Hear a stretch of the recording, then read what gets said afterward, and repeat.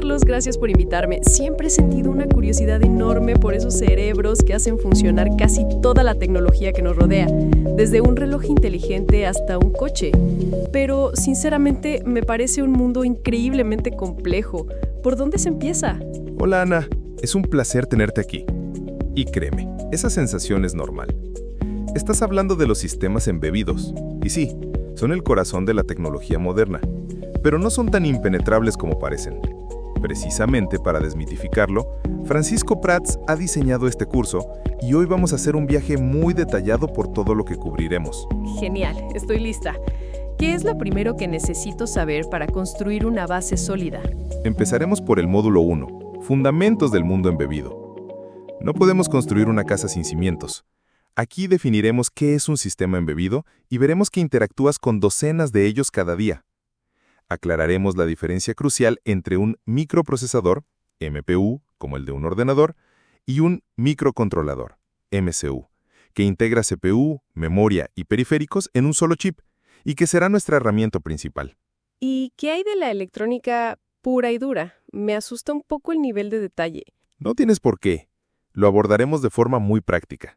Repasaremos los sistemas de numeración que usan las máquinas, como el binario y el hexadecimal, y cómo pasar de uno a otro. Nos sumergiremos en la lógica booleana y las puertas lógicas, AND, OR, NOT, XOR, que son los ladrillos con los que se construye todo. Y lo más importante, aprenderás a hacer operaciones a nivel de bits, es decir, a hablarle al hardware en su idioma más íntimo. Finalmente, definiremos el firmware como el software que da vida al hardware y describiremos su ciclo de desarrollo: escribir, compilar, cargar y depurar. Entendido. Una vez que tengo la base, ¿qué tipos de cerebros o chips existen? Excelente pregunta. Eso nos lleva al módulo 2, el ecosistema de hardware embebido. El universo de chips es enorme. Hablaremos de los humildes pero robustos MCUs de 8 bits, como los PIC y ABR, que son el corazón de Arduino. Pero rápidamente nos moveremos al estándar de la industria, la arquitectura ARM Cortex-M de 32 bits, y veremos por qué domina el mercado y conoceremos familias específicas de fabricantes como ST Microelectronics, la familia STM32 que usaremos, NXP, Texas Instruments y otros. ¿Has mencionado los ESP32 en alguna ocasión? ¿También los veremos? Por supuesto. Dedicaremos una sección a MCUs especializados como la familia ESP32 y ESP8266, que son los reyes de la conectividad por su Wi-Fi y Bluetooth integrados. Pero no nos quedaremos ahí. Subiremos un nivel para entender los SoC, System on Chip, que son mucho más que un MCU, ya que integran núcleos de procesador de alto rendimiento como los ARM Cortex-A que tienes en tu móvil o en una Raspberry Pi. Y para los que buscan el máximo rendimiento, introduciremos las FPGAs, hardware reformulable, y los impresionantes SoC, FPGA, como la familia Sync, que combinan un procesador y lógica programable en un mismo dispositivo. El objetivo es darte los criterios para que sepas elegir el dispositivo adecuado, analizando la potencia, el consumo, los periféricos y el coste. ¡Wow! Es todo un mundo. ¿Y cómo es uno de esos chips por dentro? Para eso está el módulo 3, Arquitectura interna de un microcontrolador. Aquí abriremos el capote. Distinguiremos entre arquitecturas de memoria von Neumann y Harvard y entre juegos de instrucciones RISC, el que usa ARM, y CISC. Veremos las partes de la CPU, como la unidad aritmético-lógica, ALU, y los registros. Pero lo más crucial es entender la memoria. Distinguiremos la memoria de programa, Flash, donde vive tu código, la memoria de datos volátiles, SRAM, donde se guardan tus variables, y la memoria de datos no volátil, EEPROM, para guardar configuraciones importantes que no deben perderse si se va la luz. También hablaremos del sistema de reloj, el marcapasos del MCU, viendo cómo se genera la señal a partir de osciladores internos o cristales externos y cómo se multiplica su frecuencia con los PLLs. Vale, ya entiendo la máquina. Ahora sí, ¿cómo le damos órdenes? Programando. El módulo 4 se centra en el desarrollo de firmware y herramientas. El lenguaje rey sigue siendo C, por su increíble control sobre la memoria y los registros. Veremos también las ventajas de usar C++ para la orientación a objetos. Mencionaremos el lenguaje ensamblador para situaciones que requieran el máximo control y alternativas modernas como MicroPython. Analizaremos a fondo el toolchain, o cadena de herramientas, el IDE que usaremos, VS Code con Platform.io, el compilador, el enlazador Y sobre todo, el depurador. Aprenderás a flashear tu programa usando sondas como ST-Link o J-Link y a configurar los fuses, unos bits especiales que configuran el comportamiento fundamental del chip. Me has mencionado el STM32H7. ¿Por qué ese microcontrolador en concreto? Porque es una plataforma de aprendizaje excepcional por su potencia y, sobre todo, su enorme cantidad de periféricos. Y eso nos lanza de lleno al módulo 5, el más denso y práctico del curso. Los periféricos del microcontrolador STM32H7. Un MCU es inútil sin periféricos. En este módulo los agruparemos por función y exploraremos decenas de ellos. ¿Decenas? Suena abrumador. Lo haremos paso a paso. Empezaremos por los de sistema, control y memoria. Los puertos de entrada y salida, o GPIO, para encender un LED o leer un botón. Los controladores de acceso directo a memoria, DNA, para mover datos sin intervención de la CPU. Y por supuesto, el controlador de reloj, RCC. Luego pasaremos a los periféricos de gráficos, como el controlador de pantallas LTDC y el acelerador ChromeArt, que permite crear interfaces de usuario fluidas. ¿Y para controlar tiempos y comunicarme con otros dispositivos? Exacto.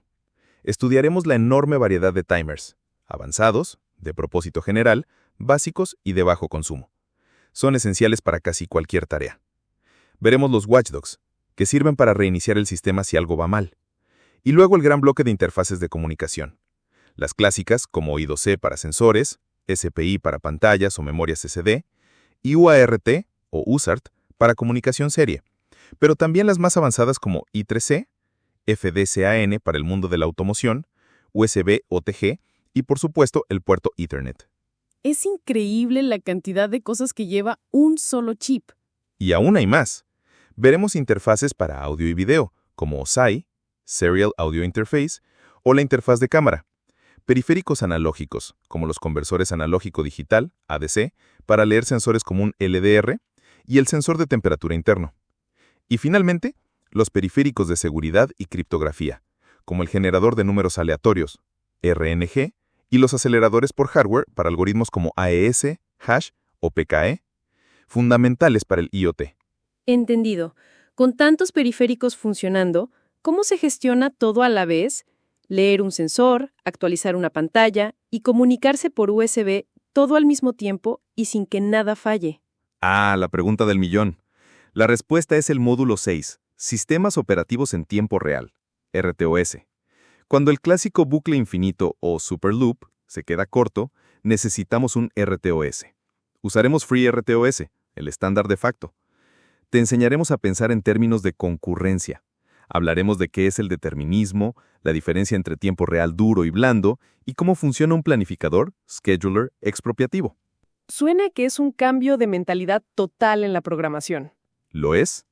Aprenderás a gestionar tareas, que son como pequeños programas independientes con su propio ciclo de vida, running, ready, blocked.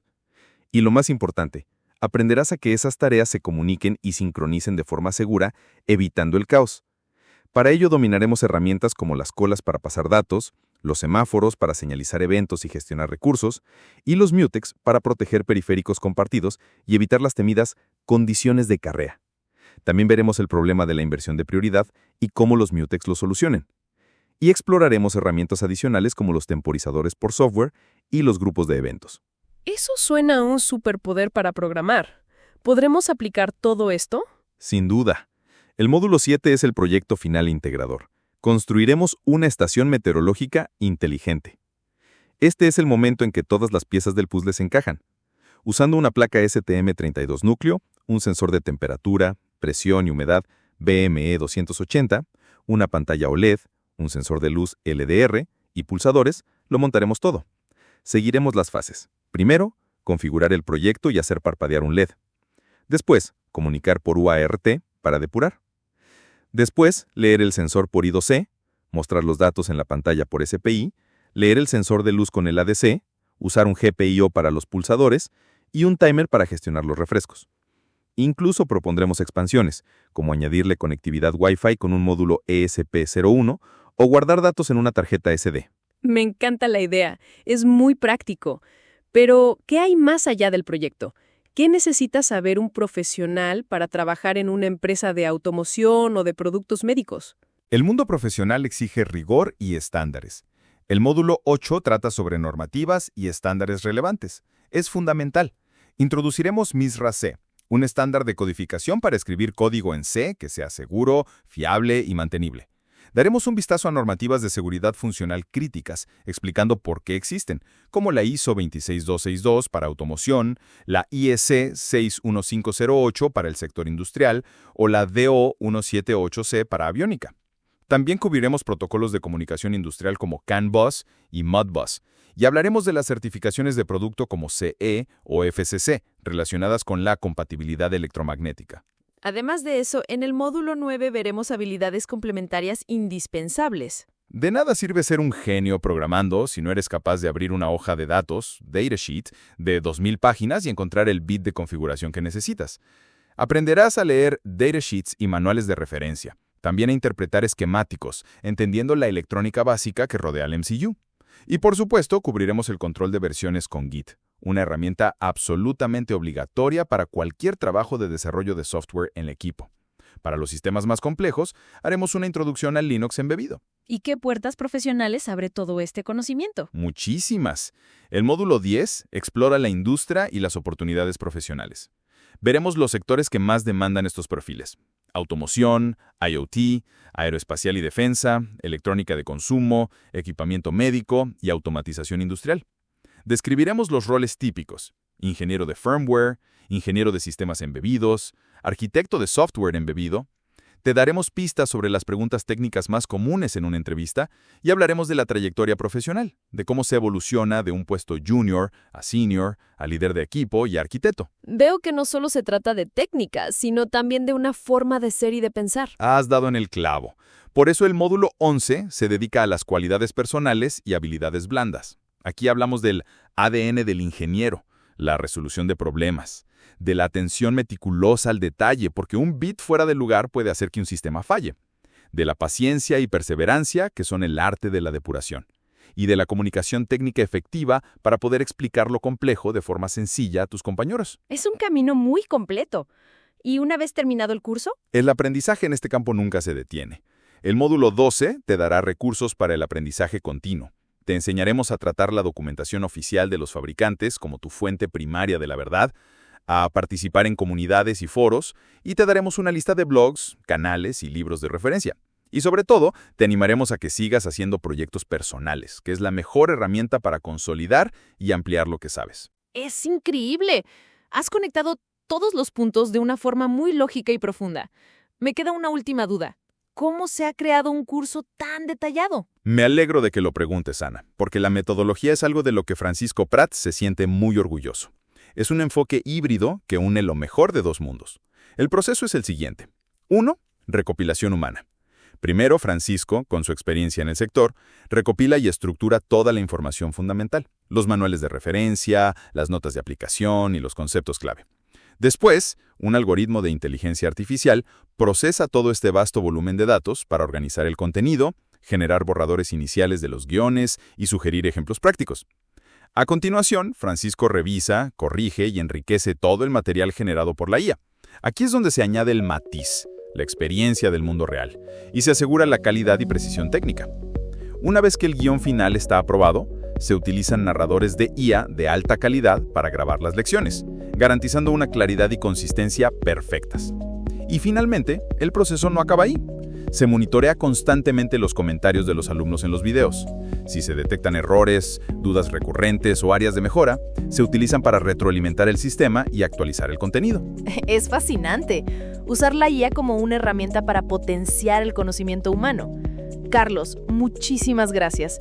Ahora no solo entiendo el camino, sino que estoy deseando empezarlo. Ese es el objetivo, Ana. Bienvenida al increíble mundo del firmware y los sistemas embebidos.